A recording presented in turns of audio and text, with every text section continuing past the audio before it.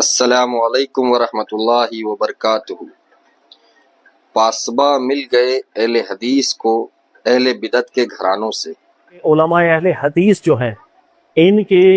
کچھ خصوصیات آپ لاکھ اختلاف کریں، آپ کر سکتے ہیں، کرنے کا حق بھی رکھتے ہیں، لیکن چند چیزیں ایسی ہیں کہ جو علماء اہل حدیث ہیں انہوں نے یہاں پر کی انقلابی صورتحال پیدا کی بر صغیر کے ماحول کے اندر۔ نمبر ایک اس کے اندر یہ ہے کہ ہمارے یہاں عوامی سطح کے اوپر جتنی بدعات کا اور شرک کے حوالے سے جو ایک ماحول تھا، اس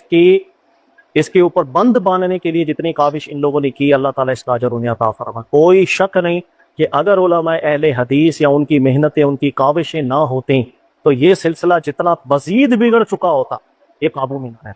تو یہ کریڈٹ دینا چاہیے کہ ان کے ذریعے سے اور ان کی بھرپور محنت کے ذریعے سے یہ بدعتیں ہیں یا شرکی افعال ہے جو ہمارے یہاں، اس کی روک تھام میں بڑا فائدہ ہوا ہے۔ دوسری چیز علماء اہل حدیث کے حوالے سے میں ذکر کر دوں کہ ایک جسے کہتے ہیں نا تقلیدی ذہن کا خاتمہ،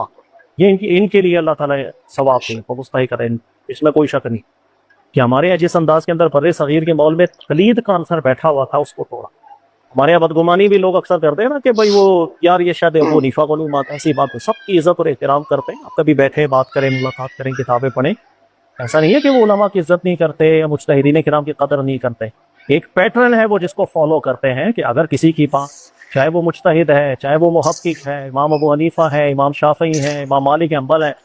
رسول اللہ صلی اللہ علیہ وسلم کے بعد سیکھی بھی بات اگر دلیل میں کمزور نظر آتی ہے تو وہ وہاں جائیں گے جہاں انہیں قرآن و سنت لے کر کے جانا ہوتا ہے، تو اس عالم کی، اس محقق کی دعا کرتے ہیں اللہ ان کو ثواب دے، لیکن اس کو ہم عمل نہیں کر سکتے، یہ ان کا پیٹرن ہے۔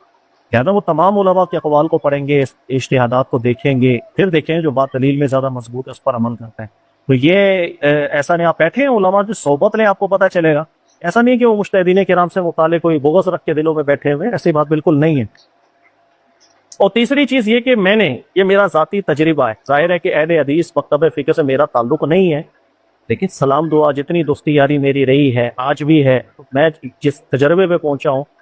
توبہ کرنے کے اندر یا ان کو پتہ چل جائے کہ ان کا موقف غلط ہے یا دلیل کا اور مضبوط ہے، سب سے زیادہ جلدی سے رجوع کرنے والی طبیعت میں نے انہوں میں دیکھی۔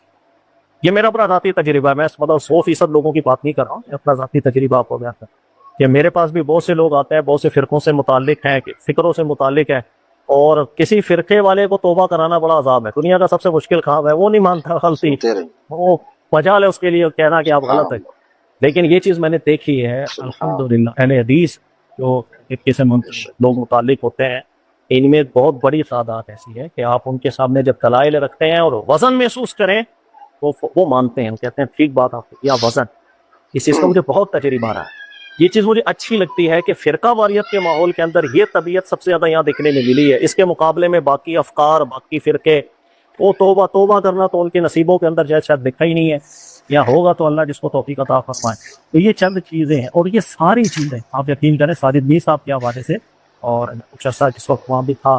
تو میں سنتا تھا، ان کی ذہن کی وسعت ایسی، یہ تربیت ایسی ہی کر رہے ہوتے تھے، اور ان کی مسجد کے جو لوگ تھے آپ ان سے بھی اگر ملاقات کریں گے نا، ان کا بھی دماغ ایسا زبردست ہے، سوچ ایسی پیاری ہے، ظاہر ہے وہ جن کو سنتے ہیں، جن کے ساتھ رہے ہیں تو ان کی ویسے ہی نکھار آ جاتا ہے۔ تو اللہ تعالیٰ توفیق عطا فرمائے، اور یہ جو کاوش علماء اہل حدیث کی رہی ہے اللہ تعالیٰ انہیں بھی قبول کرے۔ غلطیاں کوتاہیاں سب میں ہوتی ہیں بھائی، ان میں بھی غلطیاں ہیں، باقیوں میں بھی ہیں، ہر بندے کو اصلاح بھی کرنی ہے، لیکن جو چیز تعریف جس پر بنتی ہے کنجوسی نہیں کرنی چاہیے۔ ہمارے یہاں کنجوسی بھی بہت ہو جاتی ہے، یا دوسرا فرقہ ہے تو غلط ہی ہوگا، وہ صحیح ہو ہی نہیں سکتا۔ ارے وہ مسلمان ہیں، کلمہ گو ہے، اور بہت قابل لوگ ہیں، بہت پڑھے لکھے لوگ ہیں، دلائل میں غور و فکر کرنے والے لوگ ہیں، اور آپ یقین کریں کہ ہماری نجی محفل کبھی ہوتی ہے تو اس کے اندر ایسے ہی اگر وہ البانی صاحب کی تحقیق بیان کریں، ان سے اچھی تحقیق سامنے رکھتے تو وہ بالکل کہتے ہیں یار یہ بات وزنی کر کے جا رہا ہے، ٹھیک ہے۔ تو اللہ تعالیٰ جل عطا فرمائے، سبھی ہمارے بھائی ہیں اور خطائیں بھی ہوتی ہیں، اللہ تعالیٰ اسے بھی درگزر سنتے رہے۔ تو اخوانی ہو، تحریکی ہو یا بدعتی ہو، اہل حدیث کے اوپر لاکھ الزام تراشی کرتے رہے کہ یہ لوگ امت میں اختلافی مسائل کو ہوا دے رہے ہیں۔ حقیقت تو یہی ہے جو خود اہل باطل بھی جس کا اقرار کرتے ہیں کہ اہل حدیث نے اس امت میں بر صغیر میں خاص طور پر جو شرک اور بدعت ہے، جو سب سے بڑا گناہ ہے شرک، اس کے خلاف سب سے بڑی جو آواز اٹھائی ہے وہ اہل حدیث نے ہی اٹھائی ہے۔